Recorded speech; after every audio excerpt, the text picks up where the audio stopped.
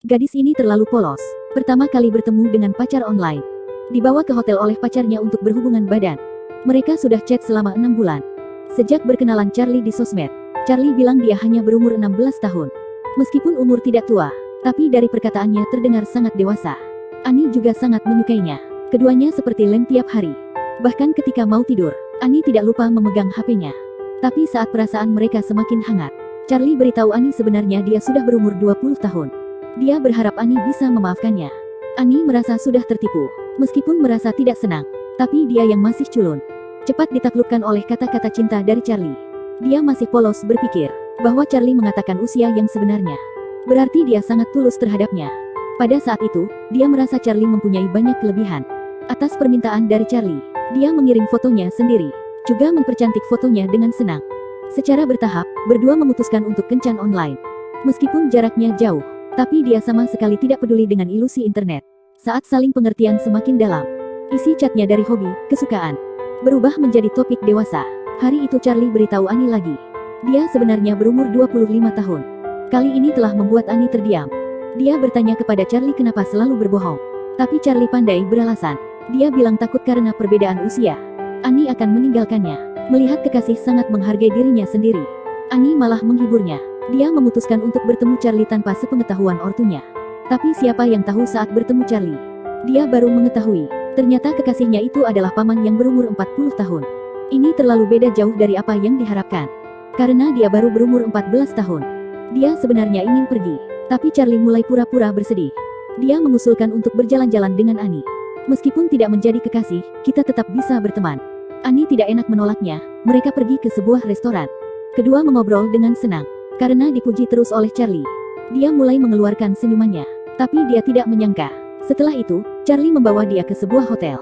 Dia juga meminta Annie untuk memakai baju bikini yang dibelinya. Gadis ini memakai bikini yang dibelikan oleh pria itu. Atas paksaan dari pria itu, Annie yang pikirannya masih kacau. Dengan linglung, Annie berhubungan badan dengan pria itu. Annie kelihatan terbengong sesampai di rumah. Karena sejak kejadian itu, Charlie seperti menghilang dari dunia. Mulai tidak mengangkat telepon darinya. Perubahan seperti itu membuatnya hancur. Dia memberitahu sahabatnya tentang masalah itu. Dan waktu dia lagi di kelas, tiba-tiba dibawa pergi oleh polisi. Ternyata sahabatnya yang menghubungi polisi karena takut. Ayahnya mendapatkan telepon dari polisi. Dia bergegas ke rumah sakit. Polisi memberitahu ayahnya, putrinya telah diperkosa oleh pria yang di atas 35 tahun. Pada saat itu, dia sedang melakukan pemeriksaan. Ayahnya seperti tersengat listrik mendengar kabar itu. Karena itu adalah tindakan kriminal terhadap anak di bawah umur. Polisi ingin mengumpulkan bukti di rumah. Polisi menyuruh Annie untuk memanggil Charlie di online. Ketika Charlie menjawabnya, mereka mengaktifkan perangkat pelacakan. Tetapi Charlie tidak tahu dapat nomor telepon ibunya dari mana.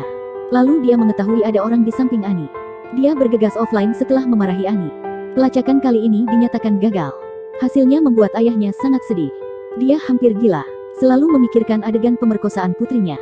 Tapi yang lebih mengejutkannya adalah, setelah mencari konseling psikologis untuk Annie, dia tidak merasa dirinya telah diperkosa.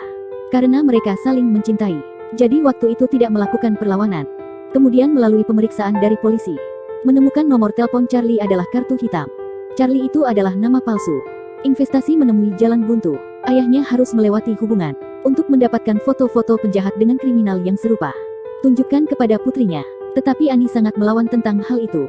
Saat mengobrol dengan polisi, dia yang merasa tertekan. Itu pun mencuri riwayat obrolan putrinya. Ingin menyelidikinya sendiri. Tapi banyak kata-kata yang tidak pantas dalam riwayat obrolan itu. Dia membawa pulang untuk dilihatkan kepada istrinya. Mereka berdua kesal bukan main. Hari itu, akhirnya dia mendapat ide yang bagus. Dia mengubah nama online-nya menjadi gadis yang bersedih. Merayu pria untuk mengobrol di ruang obrolan. Dia ingin menemukan orang yang telah memperkosa putrinya itu. Tetapi tindakannya itu diketahui oleh istrinya. Perilaku suaminya membuat dia terdiam. Tetapi juga tidak berdaya. Ayah diam-diam memasuki kamar putrinya. Ketika dia tertidur pulas, dia mengambil HP-nya untuk mengecek. Dia mau memastikan apakah Annie masih kontak dengan Charlie.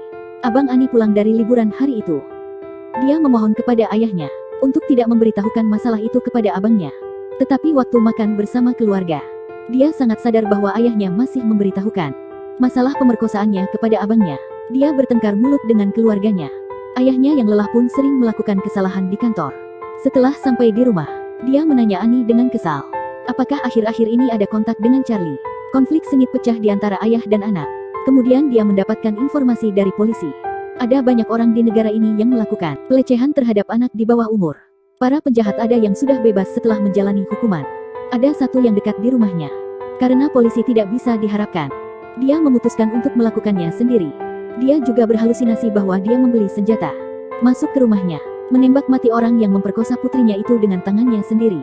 Untung saja itu hanyalah sebuah halusinasi. Malam itu, polisi mendapatkan informasi.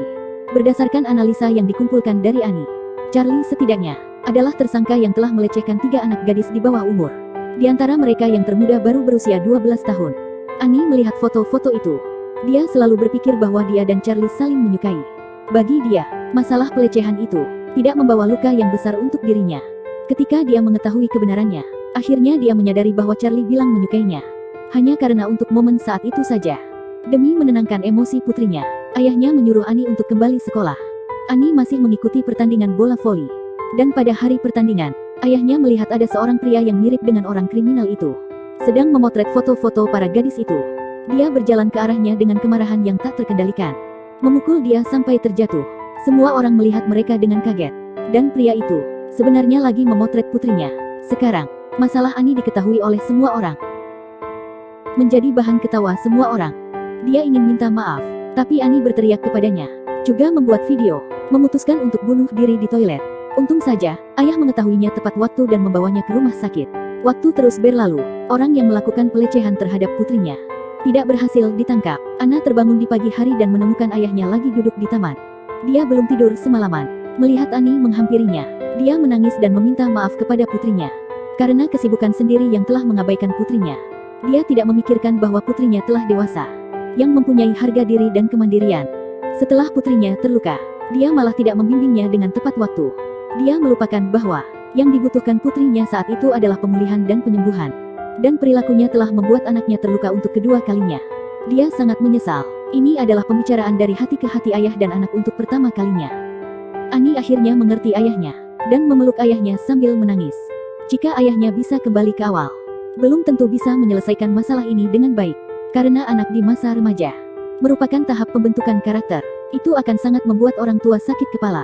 Tetapi di film ini, orang tua yang mempunyai anak patut untuk melihatnya. Di antara orang yang berbeda, mempunyai pendapat yang berbeda dalam mendidik anaknya.